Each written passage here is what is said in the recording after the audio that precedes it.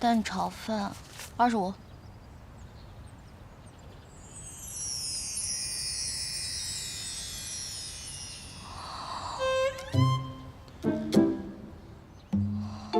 我可以进去吗？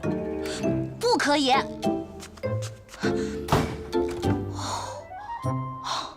幸好我提前得到消息，这菠萝台策划的整人节目，制片人没有一个有节操的。太歹毒了，竟然使用美人计！他们去哪儿找的这个类型啊？完全就是为了消灭我而设计的嘛！哼，不过想要整我呀，你们还差100年呢。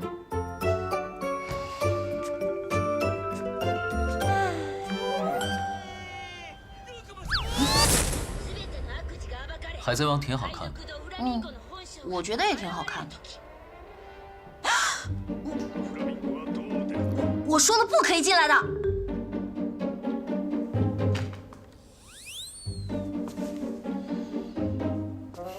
听到了？你是刚才那个人的双胞胎兄弟啊？如果是的话，我可以进来吗？不可以。那我不是。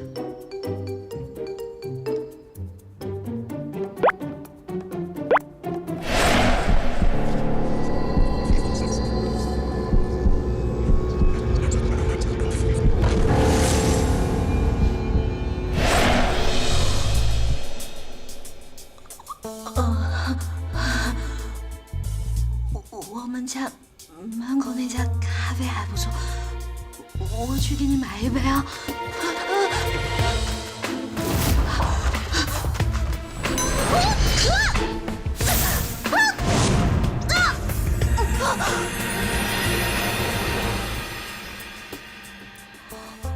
如果我真想杀你的话，你觉得你能跑掉吗？倒霉的小姐。你是那具休眠体？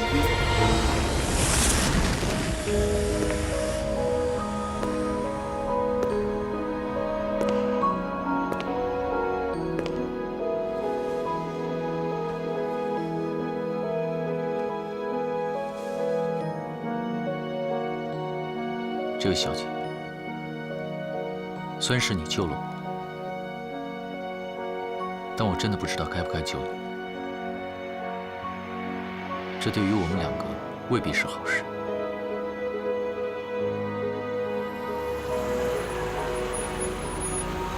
哎呦，我的娘老子，出车祸了！哎，那姑娘还活着吗？还活着，不过马上要死了。报警了吗？哎呦，先报警，先报警！哎呀，这么年轻的姑娘要死了，你说家里面人怎么活呀？哎，110吗？哎，对。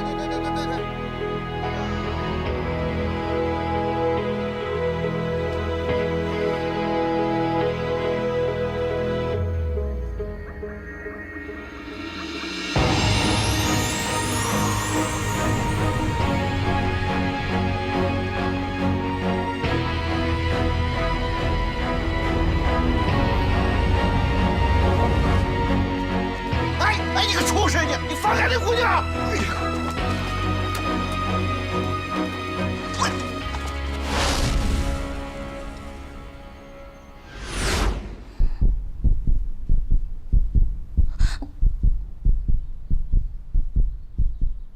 你现在的心跳已经超过120了，想问什么就问吧。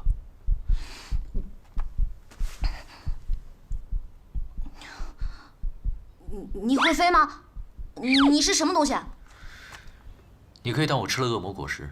那就等你当上海贼王了再来找我。那就来不及了。你能帮我吗？我需要一个住的地方。可我们家住了很多人，没地方住的。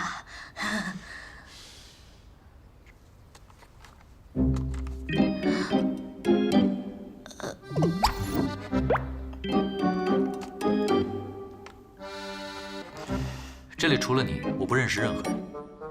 我只是需要一个住的地方。找到我要找的人就走，不会打扰你很久的。作为回报，在借住期间，我会保护你的安全。安全？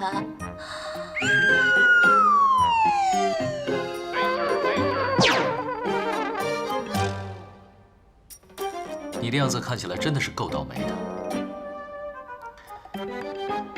我可不想你莫名其妙的被车撞死，又或者半夜无聊掉进下水道，摔死什么的。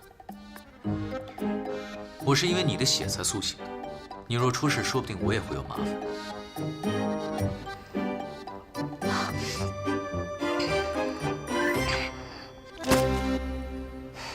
好，住在这里可以，没问题，江湖救急嘛。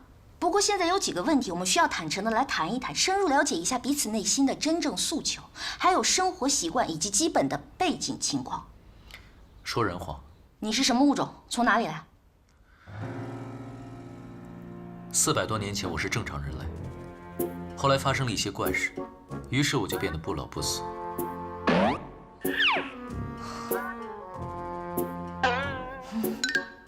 几百年来，我一直在努力寻找答案。没想到，前些天我找到了一些资料，是关于端粒和端粒酶的。或许我长生的秘密就在其中。人类衰老是一项复杂的研究，跟你说你也不明白。简单的说，我的情况可能是某种基因突变。你相信会有人不老不死吗？哦，惨了惨了，原来是精神科住院的病友。上回把我从下水道里救出来的神经病也是你，对不对？救命啊！我这是召唤出来个什么鬼东西啊？您吃什么呀？我比较喜欢人类正常饮食中的液体。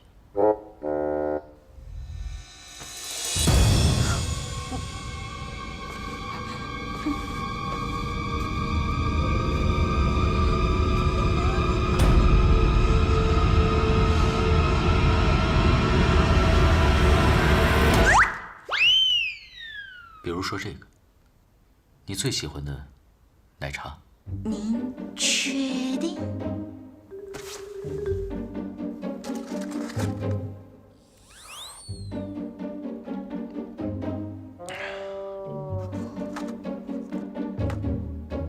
现代人连最基本的信任都没有。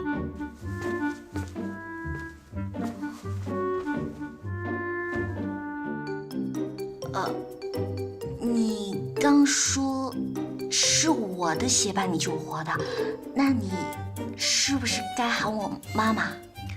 如果说你没有献过血的话，至少也见过吧？没有知识也得有常识吧？哎，那你刚才还说后来遇到了一些奇怪的事情，是什么事情啊？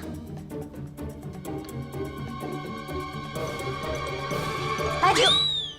千万不要说，知道的越少越安全。哎，我什么都没听到，我什么都没听到。老板，我查了一下他在医院的医疗记录，全部都是疗养，根本就没有治疗效果。果然呐。另外，这个叫薛灵桥的人，果然如您所料，几天前去黑市做过证件。不过，您是怎么知道他去黑市做的证件？我只是在做一个大胆的推测。一个人想要在现代社会生活下去，就需要一个合理的身份。而这个人很聪明，又很骄傲，一定不会丢弃自己的性命。他居然没有死。薛灵桥除了去图书馆，有没有见过其他的人？没发现他在找人，这是薛灵桥近期翻阅的所有书的书单，还有搜索的上网记录。社会科学、生物科学、干细胞研究所，丢失了10几年的记忆，原来是忘了我了。这一次，我绝不会失手。喂，好，我知道了。老板，刚收到消息，薛灵桥去了天津之家。静止。你住这一间，平时没有我的允许，不可以去我的房间。好啊，再给我一台笔记本电脑，最好是苹果的。你在博物馆里面躺了那么久，这才苏醒1个多月，你什么时候学会用电脑的1个月已经足够我学会现代社会的生存技能了。从旧报纸上得到这100年的发展信息，说不定比你这28年学到的还要多。是，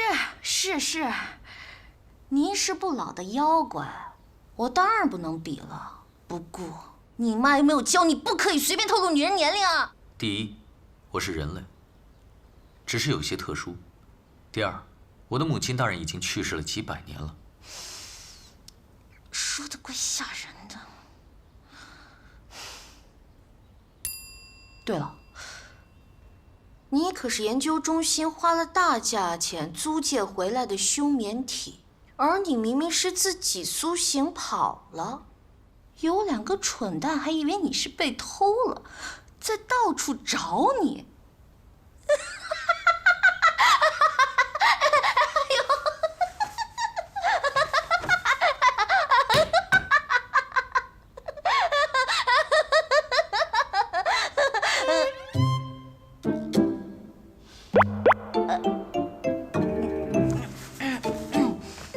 你刚才说的那2个蠢货，是你的第6任和第7任，对不对？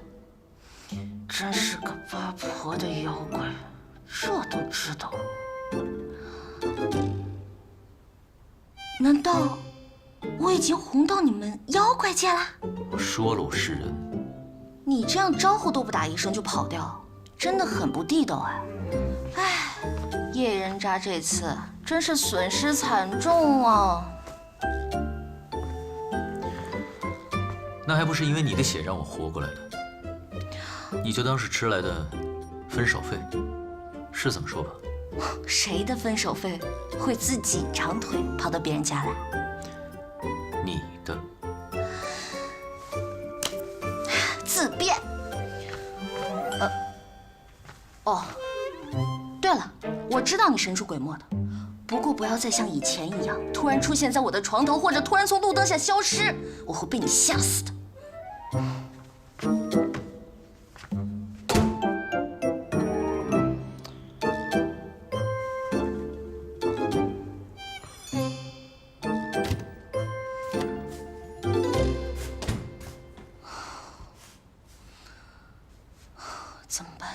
怎么办？对了，在线求助。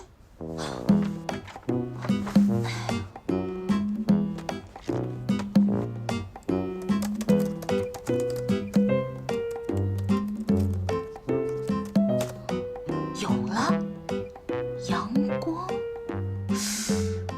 但他好像不是怕阳光的那一挂。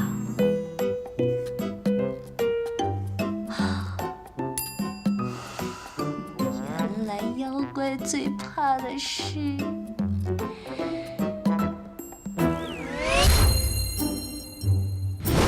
Round 1。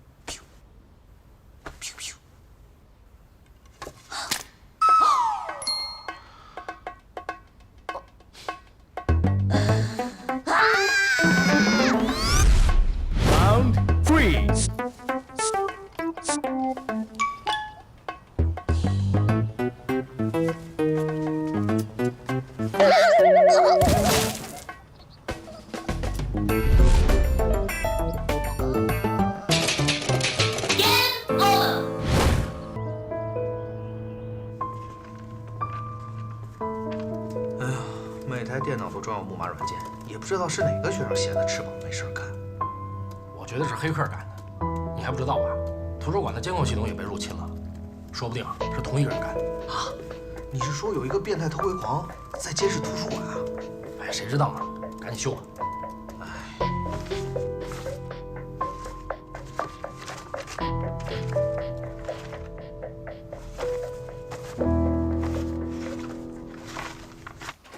神奇宝贝，我回来啦！今天有没有乖啊？拿好，你的晚餐。你的晚餐。你出去啦？我去见了一个故人。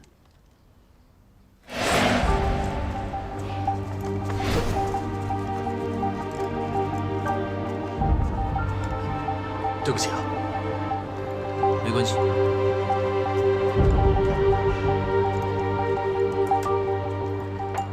可看他反应不像是那个人。什么叫看反应啊？如果一个人看到了100年前被杀的人出现在眼前，那一瞬间的反应是不会骗人的。你的故人，你自己不认识吗？而且你的故人应该也不是什么正常人吧？说的自己好像偶像剧女一号似的，总在关键时刻失忆。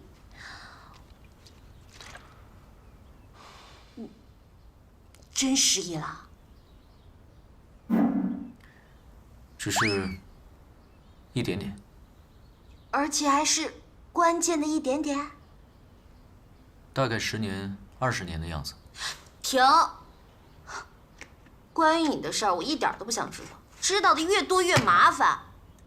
我们还是保持纯洁的房东与房客的关系最好。同样的，我的事情你也……谁让你乱动我东西了？看起来你真的很爱他。我爱他？切，你哪只眼睛看见我爱他了？这个，我跟他从小到大的照片都是洗2份，一份他们家，一份我们家。不过还要谢谢你帮我把它从抽屉里翻出来，不然我真的会忘记把它丢掉。我看照片感觉到，这个人也真的很爱你。他爱我？好吧，我承认，在我们的姐弟之爱发展成倒霉的情侣之爱之前，我们的感情世界里充满了稳定的惰性气体。而这种感情一旦变质，惰性气体也变成了易燃气体，只要一点小小的火星就爆，把我们俩的感情轰得一点渣渣都不剩。如果真的什么都不剩的话，干嘛还要生气？生气？我一点儿都不生气。你哪只眼睛看见我生气了2只眼睛都看到了。垃圾，你来扔！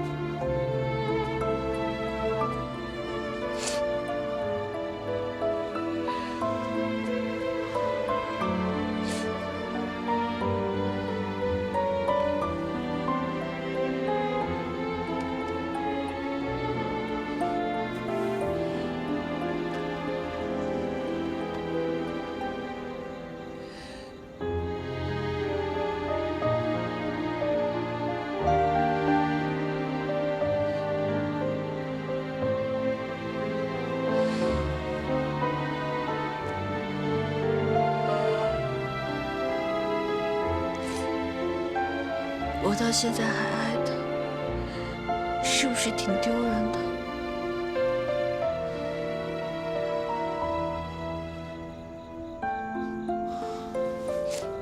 你想不想飞？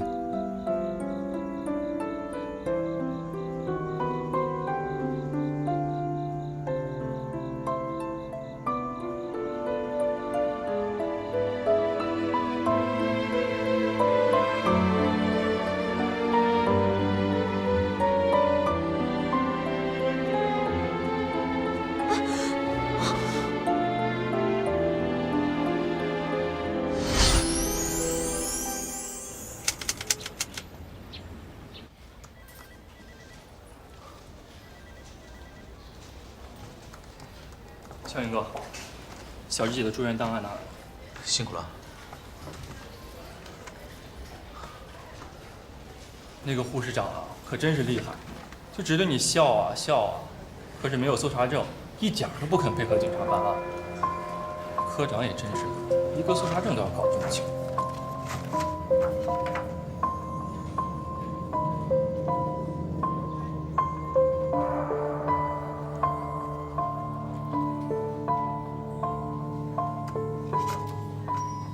小杨哥，有哪里不对劲吗？出血量不对，小直身上没有可以出那么多血的伤口。如果不是小直的血，那这些血很可能是盗窃者的。有鱼仔，跟我去趟医院找这条裙子。好，我去开车。快！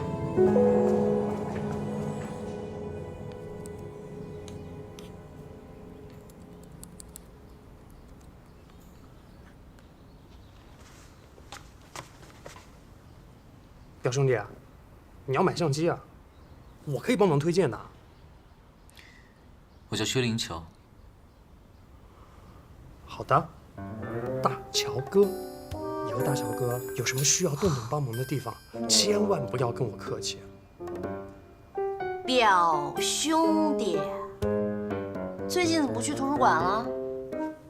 大乔哥当然不能再去呢，你都不知道有多少粉丝在图书馆等着他呢。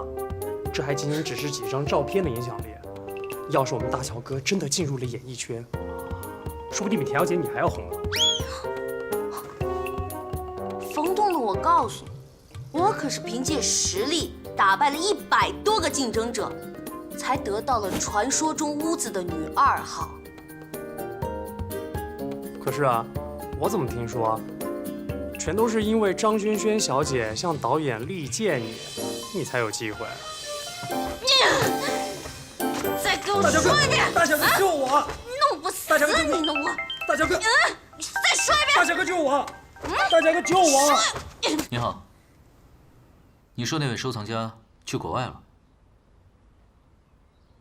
他多久回来？我希望尽快拿回玉璧。好。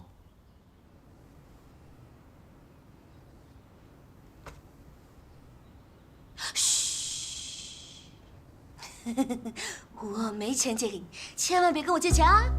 拜拜。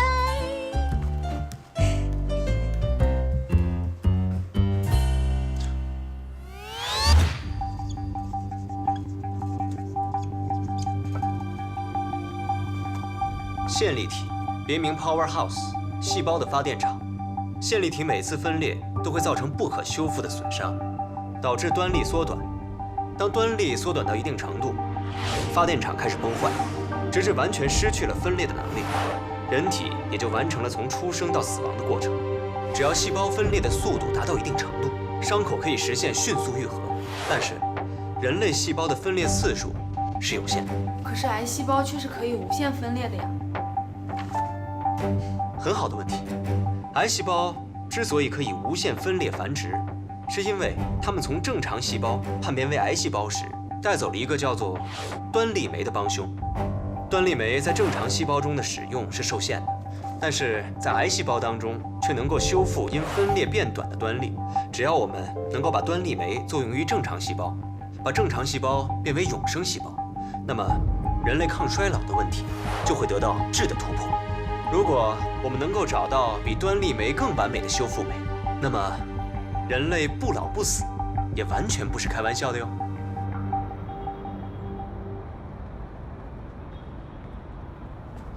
什么时候来的？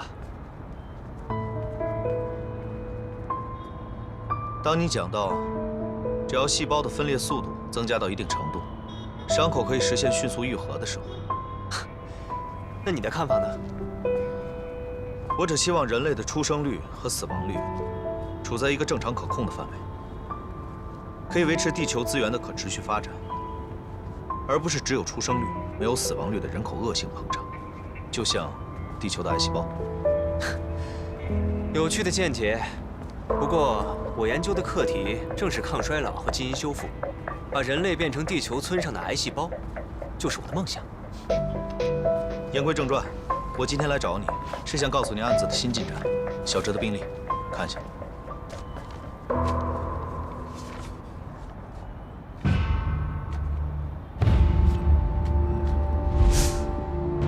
出血量不对，这条裙子呢？是的，我发现出血量不对，就去医院找这条裙子。护士说这裙子不见了。你的判断是对的，现场应该有第三个人。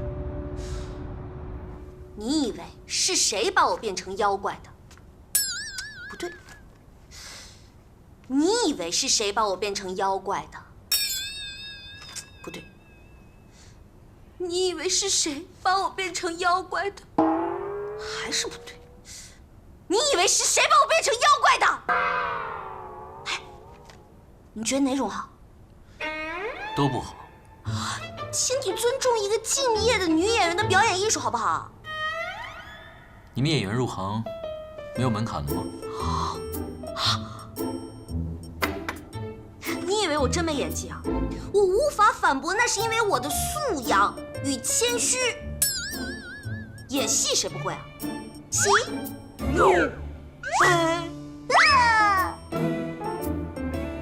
怎么样？有没有被我出神入化的演技给惊呆了？你开心就好。什么态度？你这是？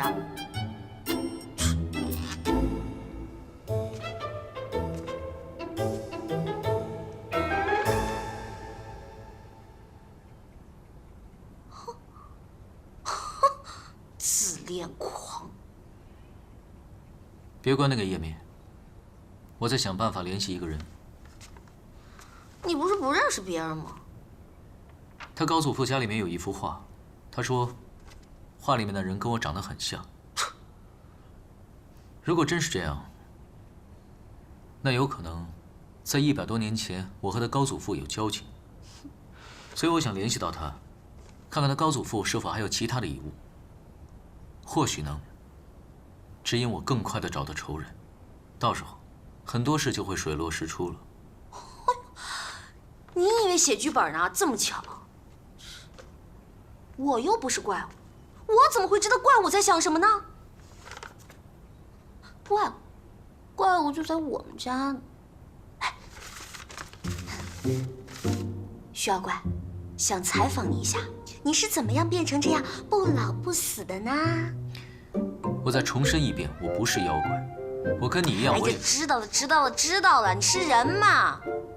哎，说800遍了，你气量真的很小哎。现代人都喜欢起外号，知不知道？哎，赶紧回答问题，徐小怪。你不是说不想知道我的事情吗？是不想知道你跟仇人的事儿，但是为了艺术嘛，勉强可以牺牲一下啦。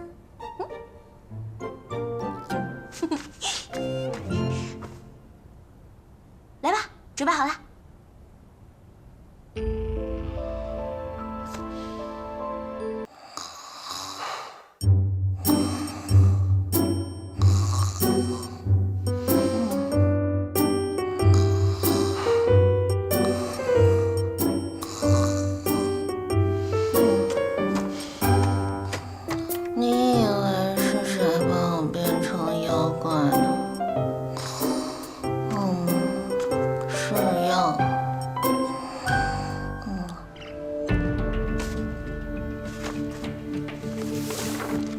按照您的要求，画好之后特地进行了做旧处理。好，薛灵桥那边怎么样了？他已经留言说想看看这幅画。把握回复的时候，小心被怀疑。他现在失忆了，应该比我们要着急。明白。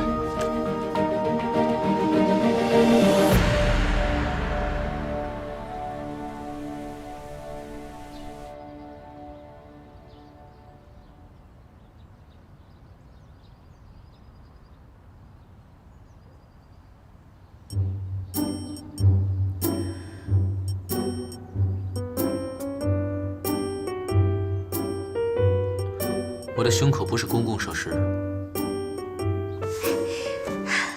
徐小怪，我知道那个奇怪的心跳声从哪来的。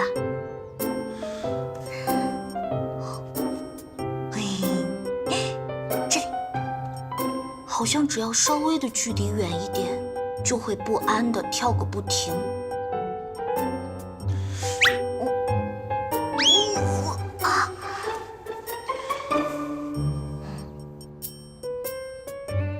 由于是你救了我的原因，所以我们两个人的心跳频率是相同的。只要靠近就能感知对方的存在，太近或者太远的话，就感受不到了。你对我也这样吗？只要你情绪波动大一些，无论多远，我都能感受得到。难道这就是电影中传说的心电感应？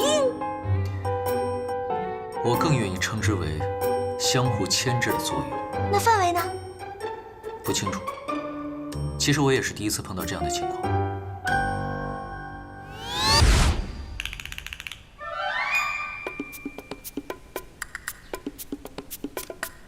你往那边走。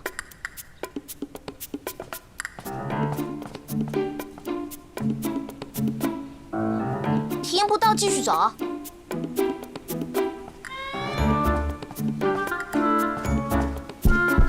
停，有了。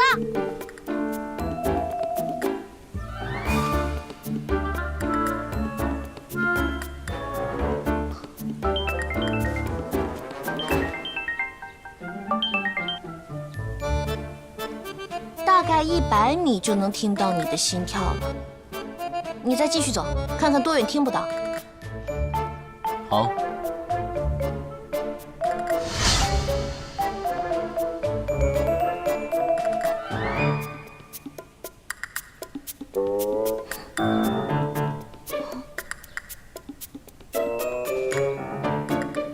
大概1公里就听不到了。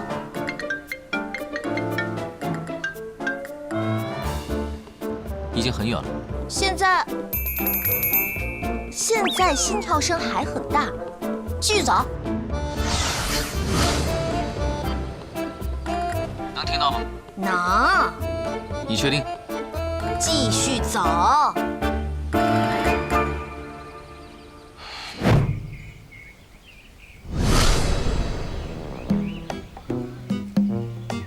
现在呢？喂，喂，能听到吗？喂，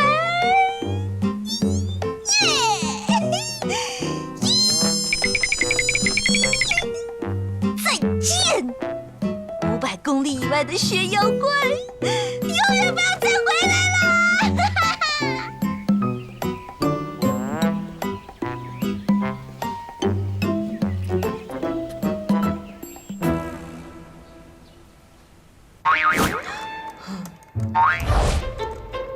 回来了，你的速度也太慢了。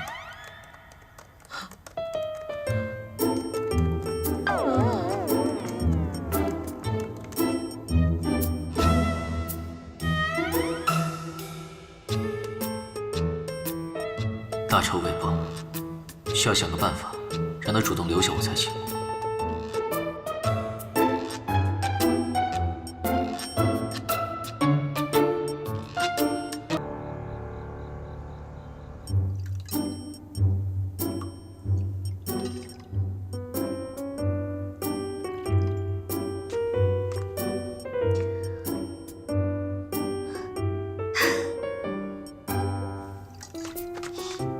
徐小怪，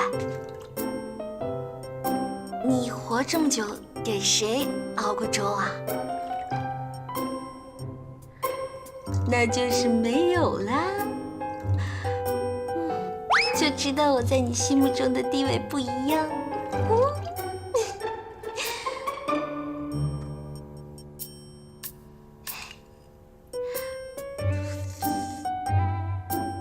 第一次做，可能不太好吃。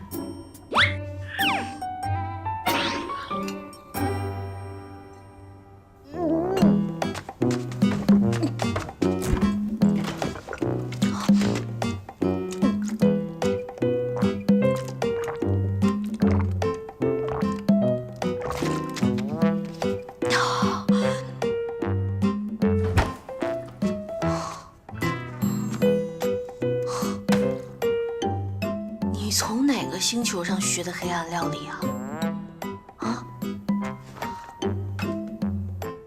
我看书上说，米、水、盐，小火煮1个小时，哪里不对？你到底放了多少盐？书上说少许，所以比米放的少了一些。哼！这个咸度完全可以把我储存起来，世世200年不化。连小燕那么笨的人都会。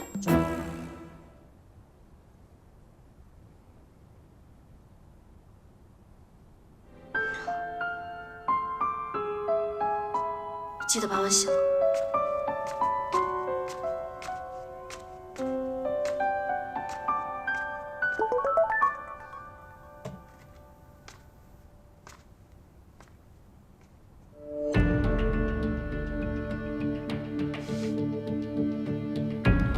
已将画和明天见面的时间地点发过去了。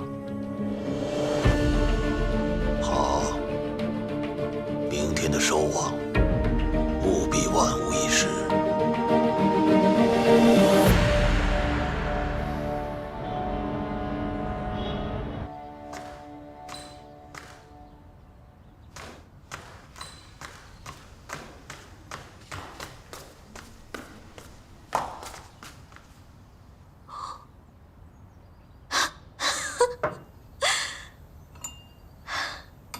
小妖怪，你是不是觉得自己特失败啊？活了500年，连个粥都熬不好。我不是厨子，有什么关系呢？倒是你，当演员竟然不会演戏。你说谁不会演戏啊？我现在就出门演戏去。你呢？不会在这准备熬1天粥吧？我告诉你，小心啊，别把我们家厨房烧了，要不然我要你的妖蜜。我联系上那个收藏画的人了，约了一会儿见面。失忆男主角，祝你好运。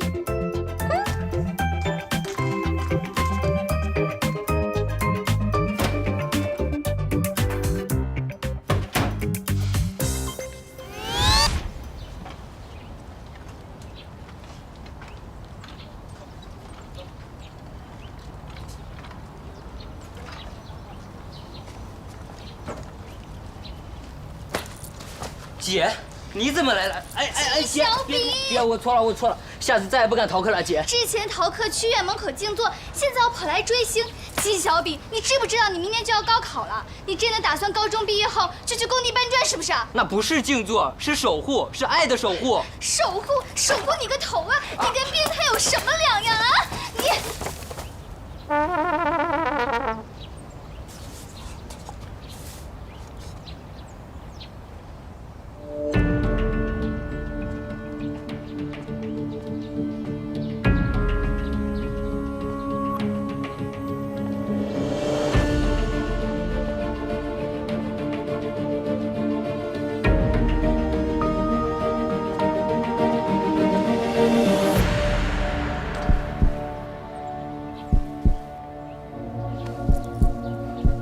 需妖怪进入感应范围，他不会是要来偷偷探班的吧？难道是想当面嘲笑我的演技？天剑之，不要怕，你可以的，好好发挥。来了。走。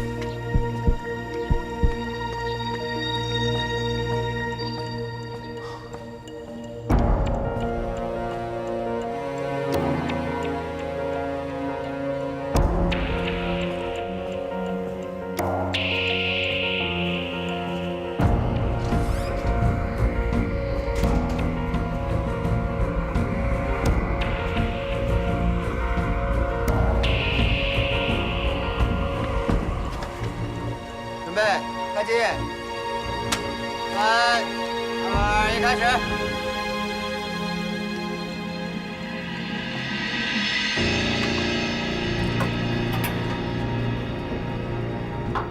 到底是谁把我变成怪物的？你不清楚吗？而且我为你做了这么多，你心里没数吗？既然做了那么多，那么也不差这一件。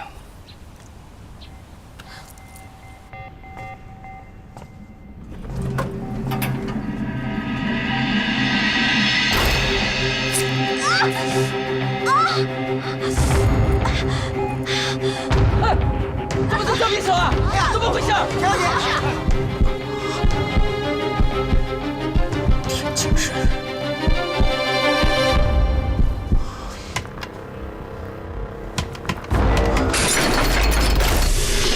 流血了！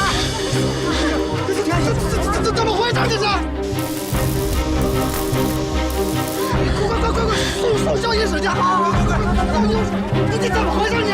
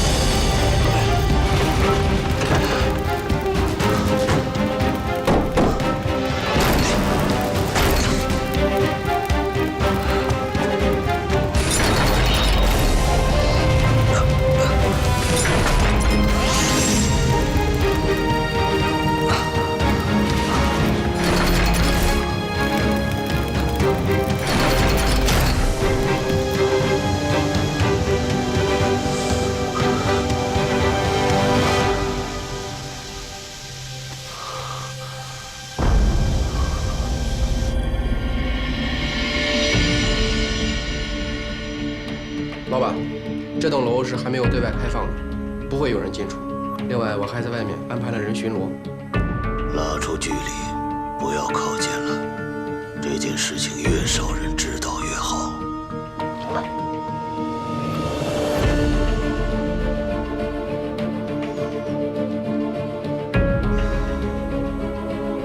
骄傲的猛兽，等你冻上1天1夜，抽干你的血，我看你还怎么骄傲。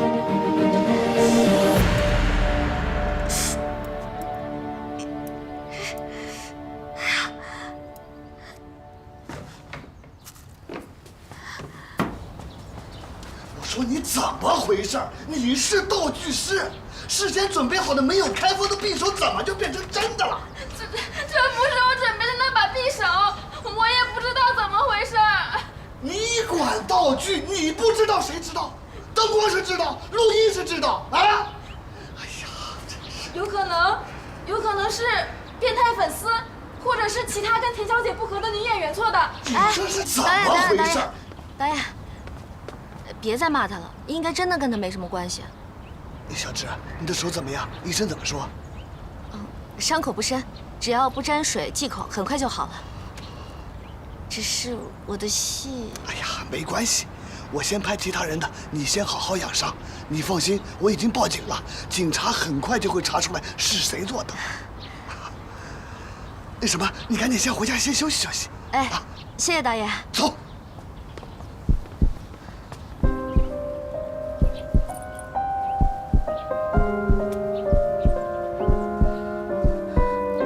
心跳怎么这么乱？薛妖怪到底在搞什么鬼啊？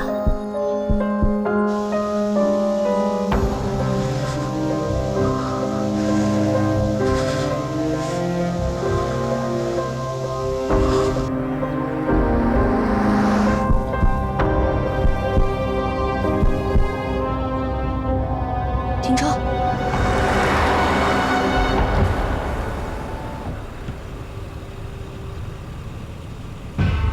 心跳声没了，难道薛妖怪在100米之内？田小姐，要下车吗？下车干嘛？我要赶紧回家养伤了。哦，走吧。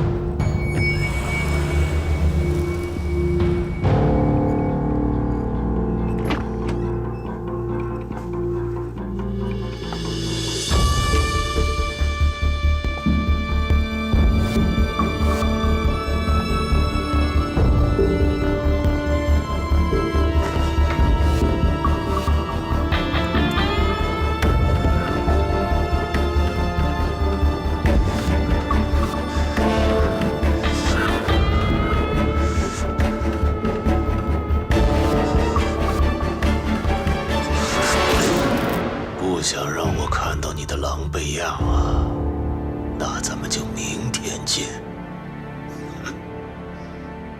观众们，大家好，欢迎收看《娱乐猛回头》，我是主持人杨逸飞，我是虞姬。今天下这么大的雨，我们还在外工作，这是为什么呢？因为有重磅的八卦新闻要爆料吗？对，这里就是田径直受伤的现场。据说田径直在片场受伤，是因为有人把道具的刀换成了真的刀。幸亏只是歌手的戏，如果是捅心脏的戏，那后果真是不堪设想。是的，没错，今年真的是田径直的倒霉年呐，灾祸不断。我建议田小姐可以去找个大师帮您点化一点哦。不过听说警察上午就去勘察了现场，下午就抓到了犯罪嫌疑人。这个犯罪嫌疑人居然是田小姐的超级粉丝啊！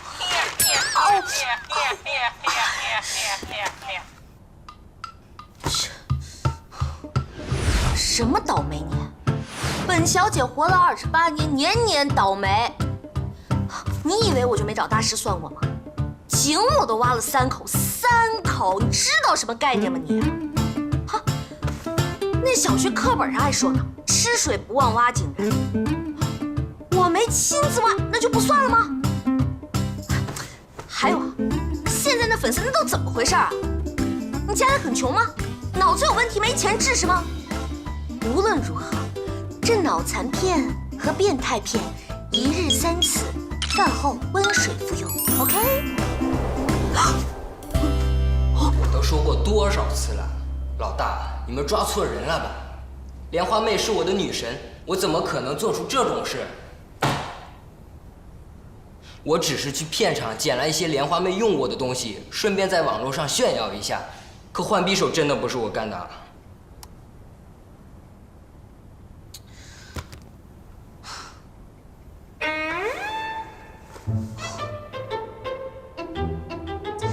薛妖怪怎么还不回啊？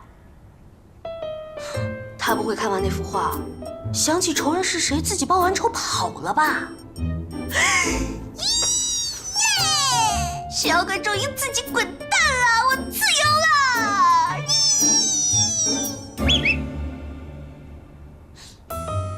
薛妖怪也太没礼貌了吧！好歹走之前跟我说一声是吧？害我一个人在这瞎担心。等等，我这是在担心薛妖怪吗？呵，这个笑话也太好笑了吧！哼，我巴不得他分分钟消失。哼，再说了，他这飞檐走壁的，也没有谁能对他怎么着。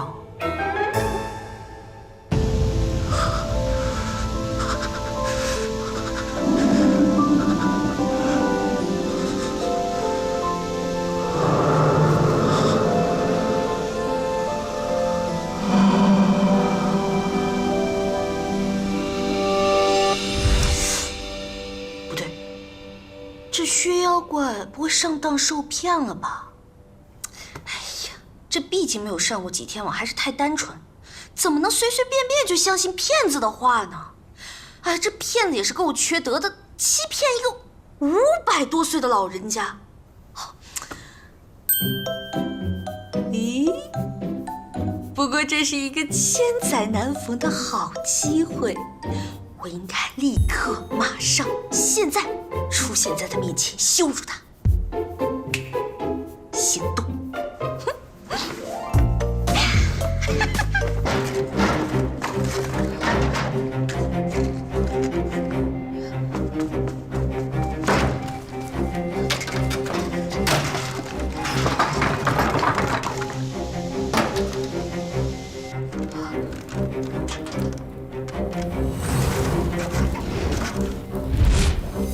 薛妖怪，千万别睡啊！这一会儿它就暖和了。对，就这样。你一会儿暖和了就有力气了。你坚持会儿啊！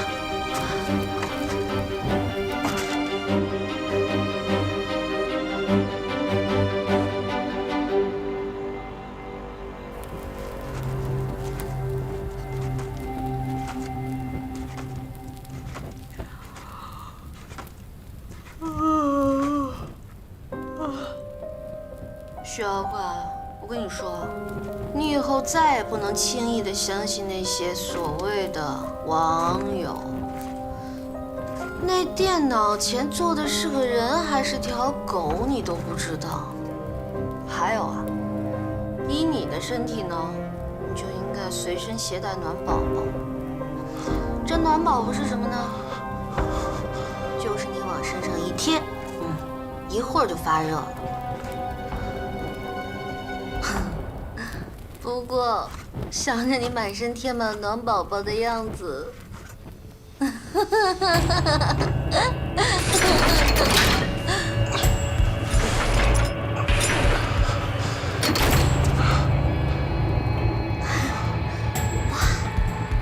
这妖怪就是妖怪，恢复的果然快。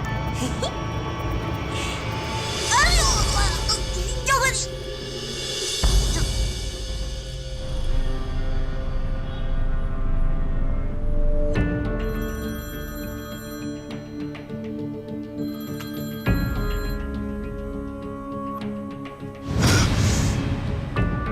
说什么？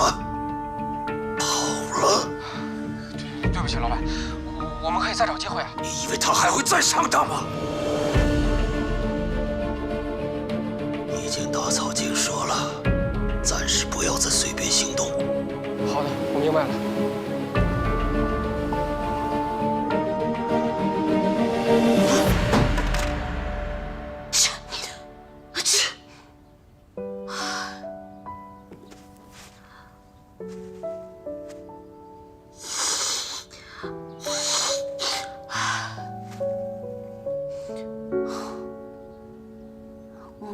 去救什么妖怪吗？跑腿纵火还伤风受寒的，是我脑子坏了才对。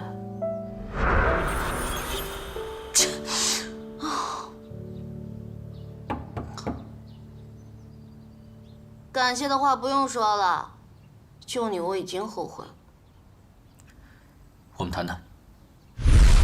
谈什么呀？关于你的一切我都不感兴趣。上当受骗那是你自己的事儿，我只希望你能尽快离开，别再给我添什么麻烦。哼，还说什么保护我？现在到底谁保护谁啊？哎，你们男人是不是都喜欢这样，随随便便许下诺言，然后转眼就忘，反正也不用坐牢，是吧？哼，现在倒好，我受伤了，感冒了，也没有办法工作了。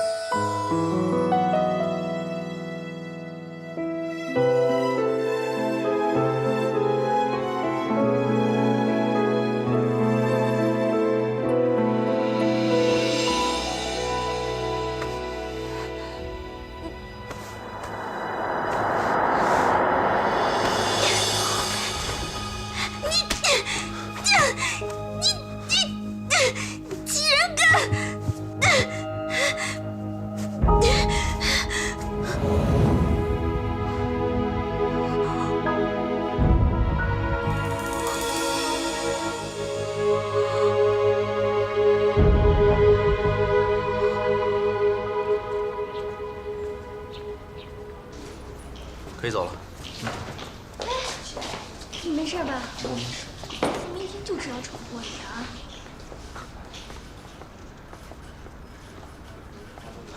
我们两个最近好像磁铁的正负极，无论什么事情都能碰到一起。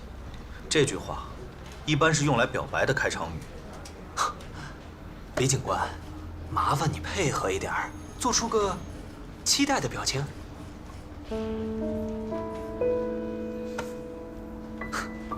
证据不足，人可以带走，但是匕首上只有道具师和男主演的指纹，可金小饼还没有洗脱嫌疑。无论如何，多谢你了。等等，你有没有想过，如果不是小饼，那会是谁？真的只是有人蓄意报复，或是意外？我倒是觉得，这更像是警告。我会查清楚的。但是警察办案讲究的是证据，而不是猜测。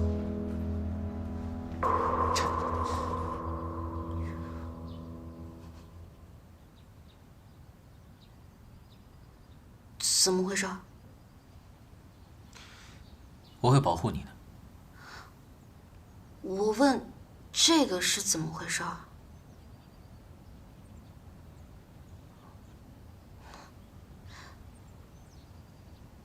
人类伤口的愈合需要时间，如果突然愈合，很容易引起怀疑。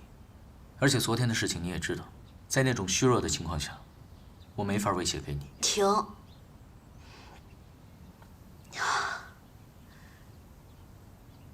我们现在来整理一下关于你的冷门知识。第一，你是地球上移动速度最快的生物，没有意义。第二，你是地球上除了鸟、蝙蝠、蚊子、苍蝇和飞机以外唯一会飞。不对，你那也算飞？不是真正的飞，是通过肺部过滤空气中的氢气，再充满体内的每一个细胞，以达到跳跃的高处和空中时间滞留的目的。而且根本不是我跳得不高，是你太重了。我知道了，你就像大街上卖的氢气球一样。另外，本小姐的体脂控制得非常完美，一点都不胖。好，没有异议。第三，你的血是可以治愈任何疾病和伤口的超级特效药，所以车祸后我不仅没死，还百病全消。你做了好事为什么不告诉我啊？每当我试图开口告诉你，你就捂着耳朵跑得比兔子还快。那你也应该把我的手拉下来，大声地告诉我嘛，搞得像偶像剧里面那些男的一直在那说你听我说，你听我说，女的就说我不听我不听，然后他们就像复读机一样循环对白，你听我说我不听，你听我说我不听。有这个你听我说的时间，什么误会都解决了。什么是偶像剧？听起来好像挺有意思的。就比如说你跟我俩从外形上来看呢，就是一部偶像剧。可是从实际发生的事件上来看呢，就是一部恐怖片儿。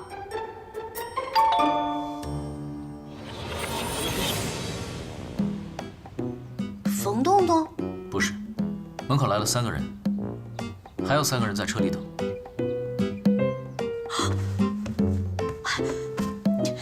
徐小怪，快躲起来！我为什么要躲？少废话，不然我分分钟收回你居住权。不是说和剧组的人员相处得很好吗？你到底是得罪什么人了？他才不会得罪人呢，平时可会装乖了，剧组上下都爱他，除了同组的女演员会不喜欢他。不过昨天就已经把有作案动机和时间的女演员都排除掉了。所以说，这就是典型的死了都不知道得罪了谁。什么？你为什么非让自己的人生过得这么辛苦？普通一点不好吗？田小姐可以准备换药了。不用，我觉得昨天那个医生的包扎技术非常好，我觉得我需要谨遵医嘱，明天我去找他换药。你确定你现在这个样子叫包扎技术很好吗？这内容大于形式，我说不用换就不用换了。谢谢你啊，劳烦你费心啦。可是这样会感染的。哎呀，别管他，他就是个胆小鬼，怕疼，按着也得换。我说不换就不换。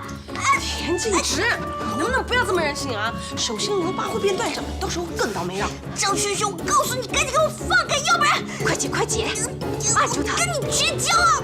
别让他动，快姐，快姐，快姐，你放开啊！哎呀，不好意思，不好意思。碘酒没了？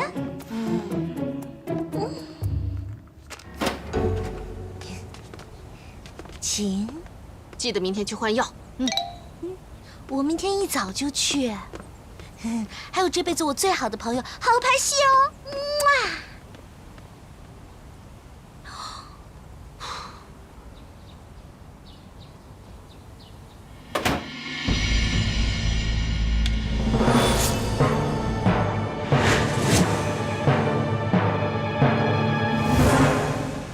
我们谈谈。谈什么？你夺走我初吻的事儿。夺走你初吻？别给我装失忆。车祸的时候，被目击到强吻我的变态就是你吧？你知不知道初吻对于一个女人来说有多重要？我生命中最期待的美好事情之一，就这样莫名其妙的被你给毁了。请问这个世界上有这样报答自己救命恩人的人吗？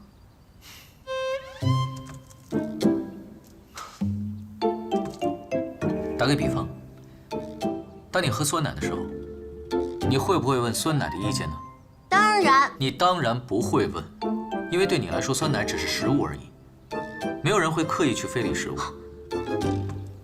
我之所以那么做，只是为了治愈你。你可以把我当成怪物，默认你的初吻还在。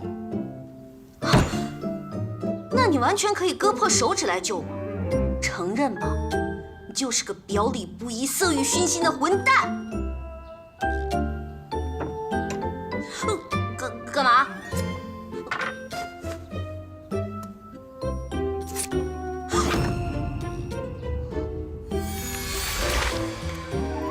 我只有用舌尖才能控制愈合的速度。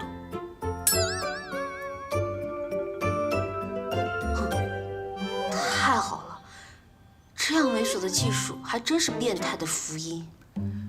请问这个世界上，有谁会用这样的词语来称赞自己的救命恩人？我，占了我的便宜还喝我的酸奶，还想叫我感恩？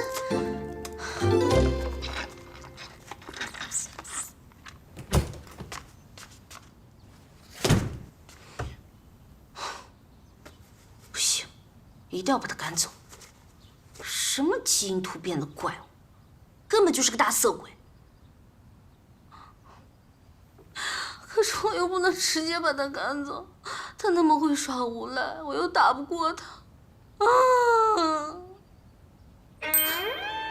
对了，可以向场外观众求助。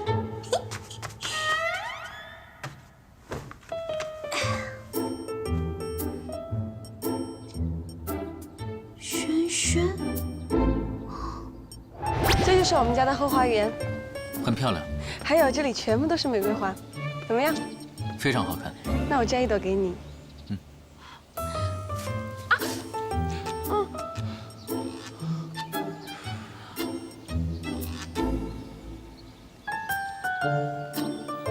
不行了，不行了，我头特别晕！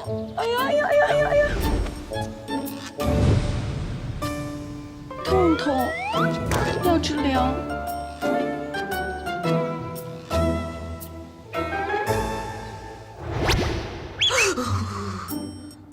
张轩轩其实是个超级大花痴，他会把血妖怪当宠物养起来的。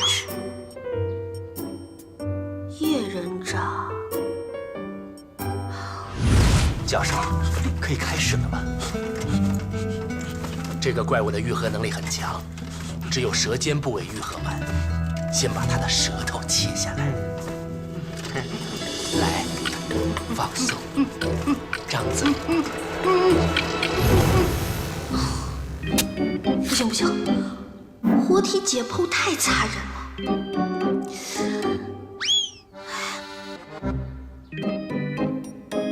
小叶，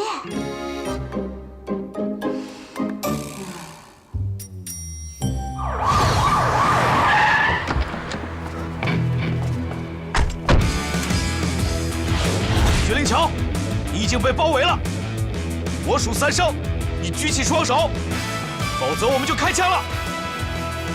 1、2、3。太慢了。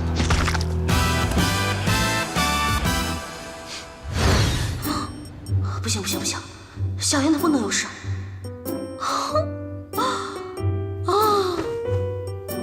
算了，还是明天去问问大师吧。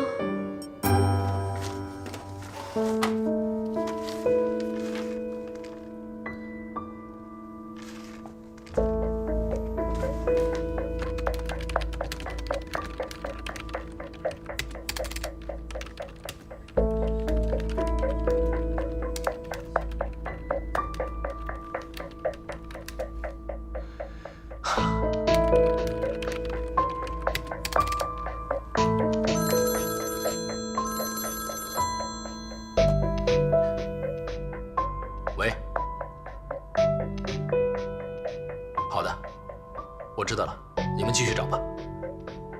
别急，休眠体不会无缘无故消失的。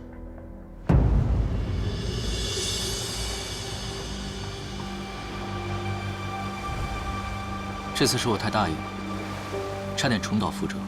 不过没关系，他想抓我，我正好可以想个巧妙的办法，主动出击，引蛇出洞。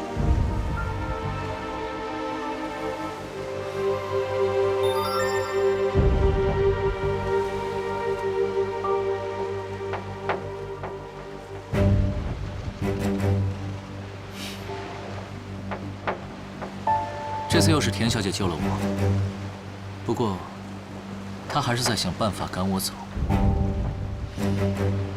你放心，用不了多久，她就会主动求我留下。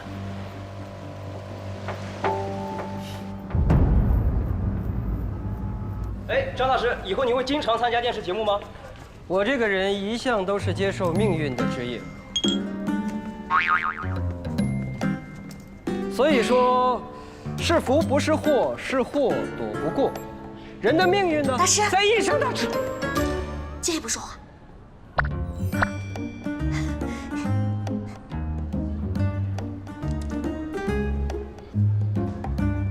大师，咱们回头采访，我们先走了。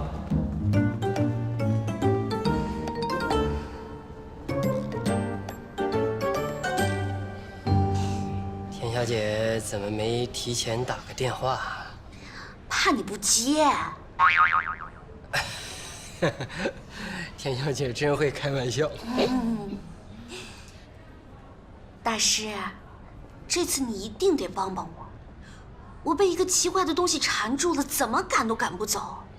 脏东西啊？不脏，长得还挺帅的，就是脸皮有点厚，可能还不是一般人。那就是厉鬼缠身呐。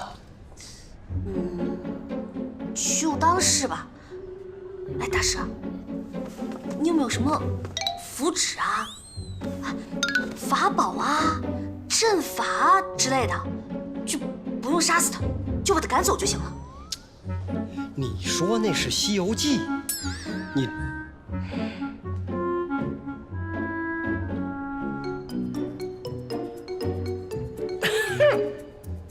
田小姐，你看我都这么大年龄了，身体也不是很好，能够缠上田小姐的厉鬼，恐怕老夫也奈何不了啊。哎呀，大师，你就不要有所保留了。你的爱徒张轩轩说你可是神算界的这个。解铃还须系铃人啊。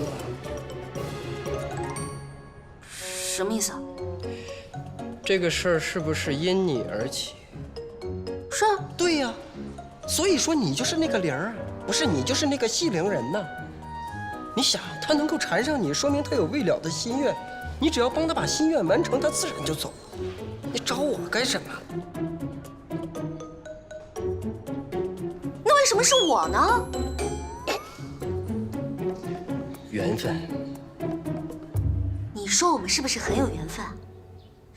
你看啊，我用我的血救活了你，你又这样无耻的救活了我。如果你没什么意见的话，咱俩算扯平了。现在你住在我们家，所以我觉得咱俩有必要开诚布公的谈一谈。谈什么？你的真实目的。我说过，我在找一个人。找什么人？名字、性别、年龄、相貌告诉我，我可以去帮你登寻人启事。我说过，我不记得了。不能说这么笼统，我一丝希望都看不到了。我觉得这一劫我是逃不过了，所以把你还能记得的事情告诉我，让我帮你一起找到这个人。不要担心我会遇到什么危险，大不了再让你占几次便宜，当回报社会好了。你要是能帮忙，那就最好了。我要找的是100多年前那个放干了我的血，害我在棺材里躺了100多年的人。放干你的血？你的血不是流不出来吗？那晚你也看到了，如果长时间处在低温之下，我会变得很虚弱，能力也会慢慢的消失。原来如此啊！那你要不要吃冰激凌啊？看来你的仇人本事不小啊。那你怎么知道他还活着？肯冒那么大的风险都要得到我的血，不就是想跟我一样能够长生吗？有道理。可惜我完全不记得他了。我被扔到湖里之前，那10几年的记忆消失了。你那天说你去见了个人，后来发现他不是你的故人。啊，把我从博物馆里租借出来做研究的人。以前我以为他是我的仇人，看来是个误会，不是的。你是说研究中心的李教授？难道你认识他？当然，他是叶琛的研究生导师。我跟叶琛还在一起的时候，经常去他们家吃饭，人还不错。那天我在学校拍戏，还碰见他了呢。担心我上次车祸有什么后遗症，还建议我抽个血做检查呢。我一想，我的身体估计被你的血改造成什么奇怪的体质了，所以我就拒绝了。是不是很聪明啊？没有什么别的线索了吗？啊，我去过之前曾经住的地方，那里已经变成了供人参观的故居，而且从屋里陈列的物品来看，我极有可能是最早的一批摄影发烧友。如果有什么照片留下来，应该会是最好的线索。在你找到那些照片之前，你这条线索的价值为0。说的也对。所以你就只能等待奇迹出现了吗？那个神秘人知道我已经苏醒过来，肯定会找我寻仇，所以想必他会不惜一切代价的想再次置我于死地。我觉得把我运来做研究这事跟他有关系，而你的前男友正在追查这件事。我希望获得他们了解的信息。你这是让我去当间谍吗？我们以前管这叫探子。没人问你这个，你凭什么觉得我会帮你啊？刚才可是你说你要帮我的，你也不想我一直住在你这儿吧？所以这就是你跟我同居的原因？没错。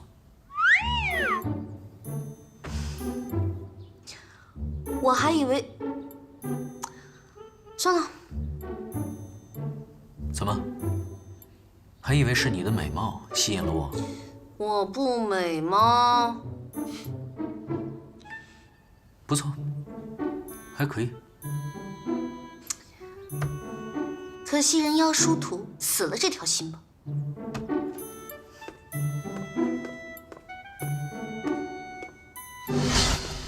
那你会帮我吗？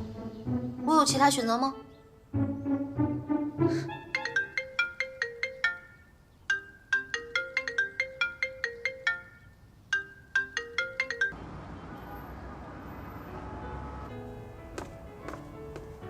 这里。你好，请问你想喝点什么？哦，不用了。卡布奇诺，不放肉桂粉。有什么话不能在电话里说，非得把我叫出来？你不知道女明星出现在公共场合容易引起骚乱吗？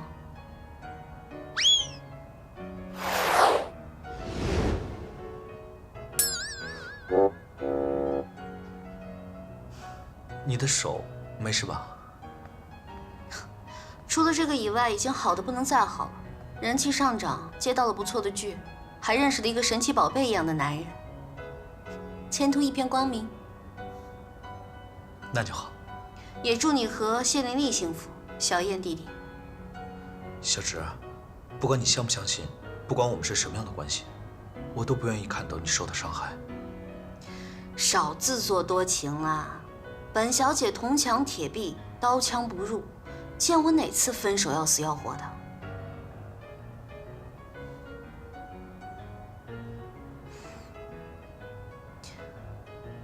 说吧，今天找我出来什么事儿啊？哦，对了，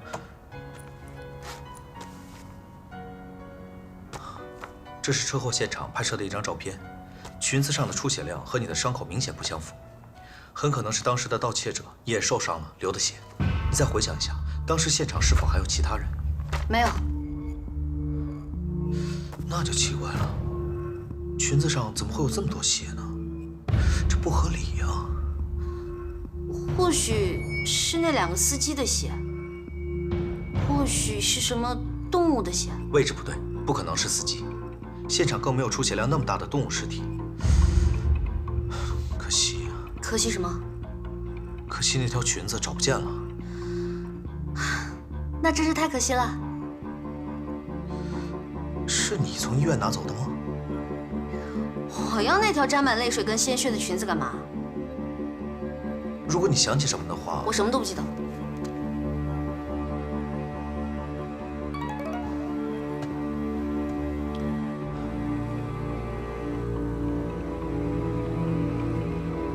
你把车借别人了？车和男友不外借，这是我的原则之一。手受伤了，所以我今天打车来的。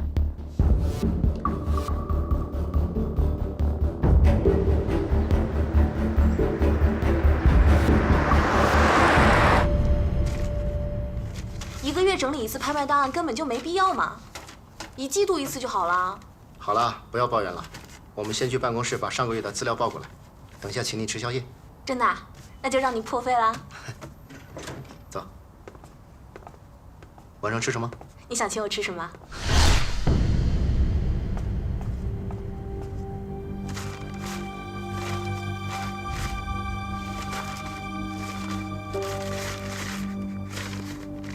上个月的资料还挺多的呢。是啊，我整理半天呢。行了，别抱怨了。好吧。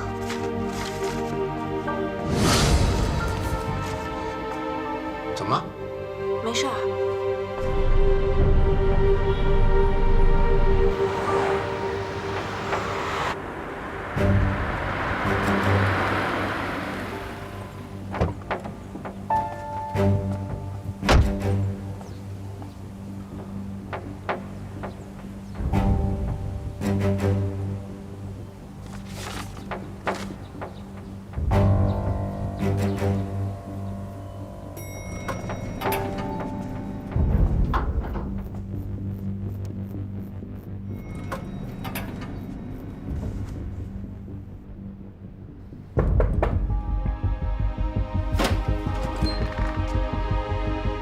你找谁啊？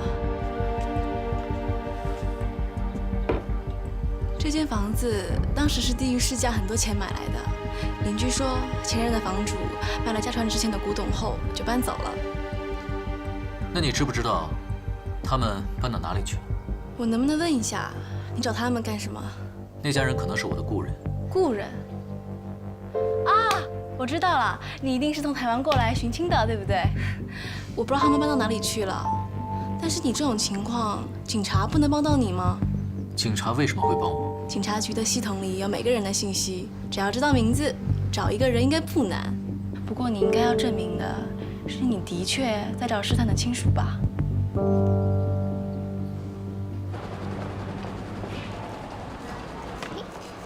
叶老师喜欢的柠檬苏打。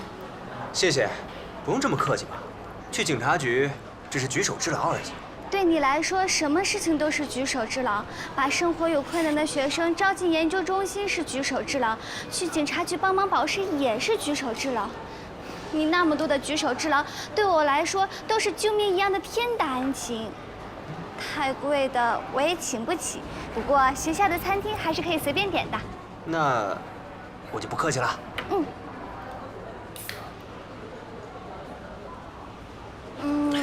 叶老师这么好的男人，肯定有女朋友了吧？还没有，不过感兴趣的倒是有一个。什么？你被叶人渣非礼了？是啊，一牵扯到你的前男友们，事情就会诡异的往一个倒霉的方向发展。比如叶人渣因此而爱上了你。我还没见过看不上我的男人。我担心的是，他想通过我来了解你的情况。他那才不是关心我呢，他是想那具苏醒的休眠体。苏醒的休眠体？电视上不都这么演的吗？哎呀，以我对叶人渣的了解吧，他要爱上你那是分分钟的事情啊！你根本就是他的择偶范本。So what? No way! 耶！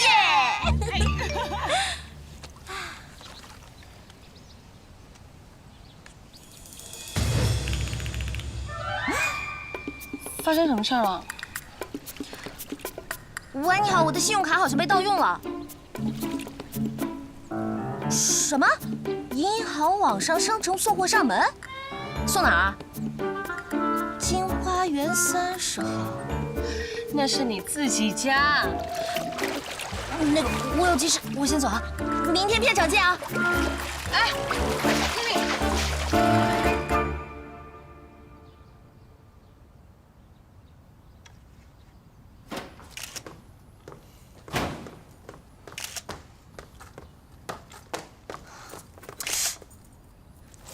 干嘛呀你？我买了个相机，配了几个镜头。既然我以前喜欢摄影，现在想用它找回一些当时的记忆。我的底线里有3样东西别人是不能碰的。第一，我自己；第二，我的钱；第三，我的男朋友。我刚刚学会网购，之前因为没有卡，只能去银行排队汇钱，真的很麻烦。今天我看到桌上有张卡，没有密码，所以我就借用一下，反正也没有多少钱。你以为钱很好挣是不是？只有没钱的人才会觉得钱不是问题。虽然你觉得自己只喝点汤汤水水就可以活下去没问题，但是在这个年代里，没有钱简直寸步难行，好吗？满身的名牌，偷遍商场无敌手了吧？你不要乱说。但是偷东西真的很 low 哎，死了下地狱是要被剁手的。我没有偷东西，那些东西都是……啊，不是偷啊，那就是骗喽。对了，你的深情一笑甜死糖尿病人，要是被那些富婆们看到的话，估计你要天上的星星他们都会买给你啊。田静之，你怎么可以因为一点点钱，就随意践踏别人的尊严呢？哼，践踏！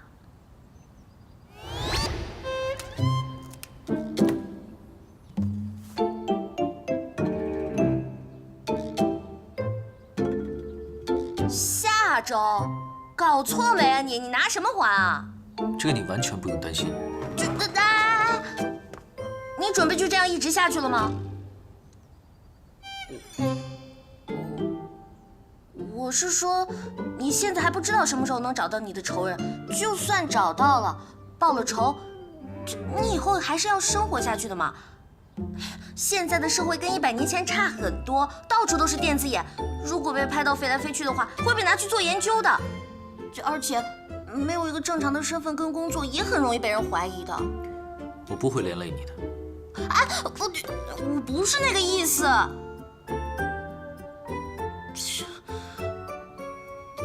好，我承认我刚才说的有点过分。但是一个很穷的女演员莫名其妙收到扣款信息，心情会变得很差的。所以，我不怪你，你也不要怪我嘛。咱俩算扯平了。人家都说1日夫妻百日恩，100年修得同船渡，1000年修得……哎呀，反正就是那个意思啦。我也不希望你被迫去深山老林当野妖怪嘛。那你有什么高见呢？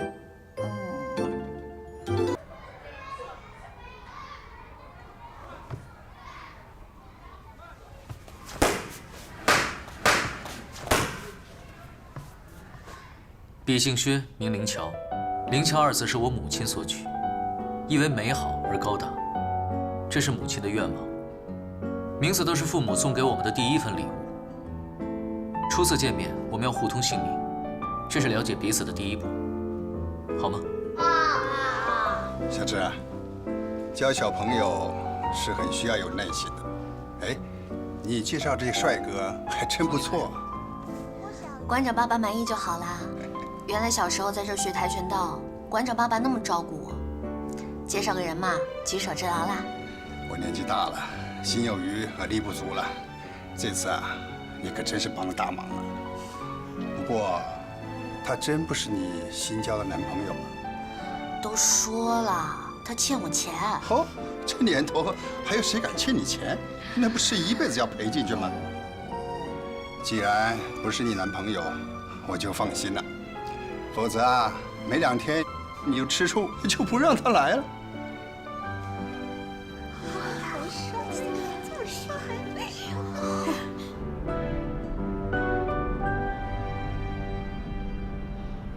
看什么？你千万不要对别人笑，光看脸就已经能把3到80岁的女人都通杀了。那跟你那个警察前男友相比呢？不要提他。你昨天不是去见他了吗？我说了不要提他。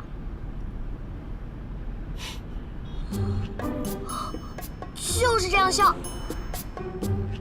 你喜欢？谁不喜欢漂亮的人啊？你也是因为我漂亮才救我的吧？绝对不是。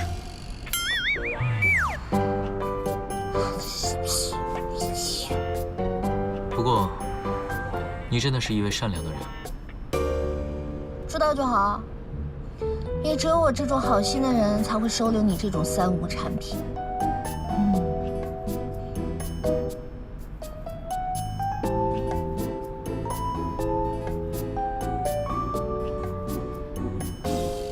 等等，为什么是你在开车？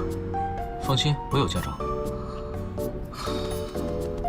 上次办假证的时候遇到促销，买2送1，我办了护照和学历证，就送了我1本驾照。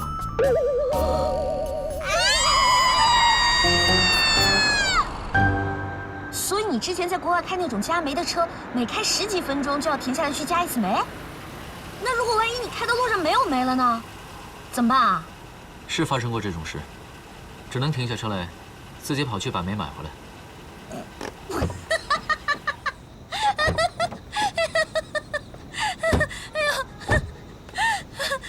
真是笑死我了，太尴尬了吧！要停下来去加煤，你自己明明就跑得飞快，为什么要去开那加煤的车呢？要想成功的隐藏在人群里，就要保持正常人类的生活节奏和速度，否则很容易被人发现。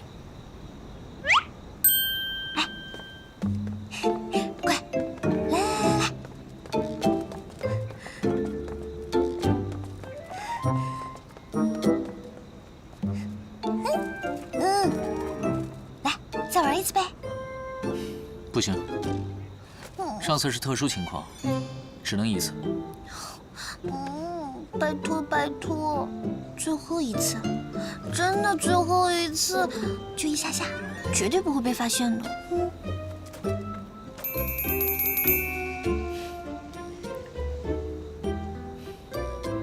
你说的最后1次哦。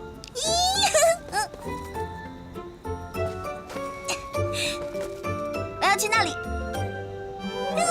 出发喽，神奇宝贝！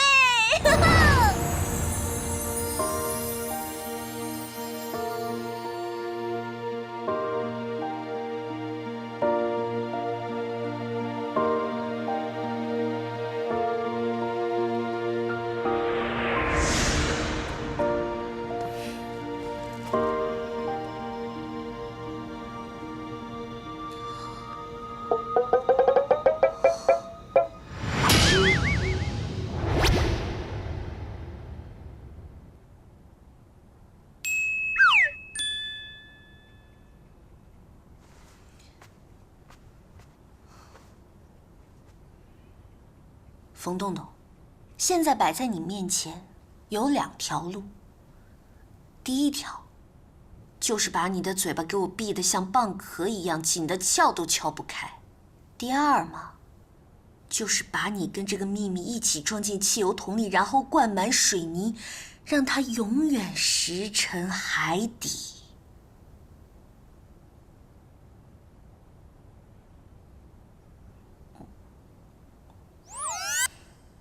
东东，冯助理，冯东东。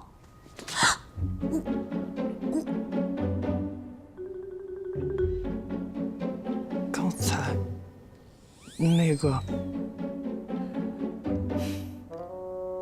你看的没错。还嫌不够麻烦？我已经说了会被人发现，可是你偏要玩，要怪也只能怪你自己。那你起飞之前不会确认一下降落地点有没有障碍物的？我说过了，那不是飞。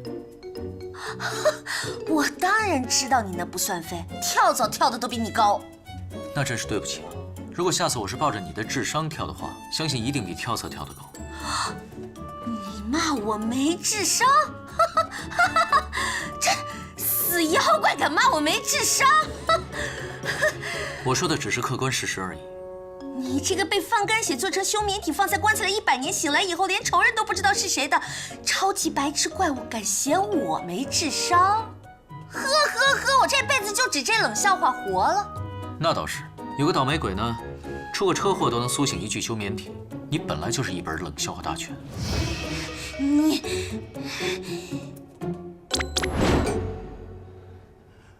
太酷了，哥！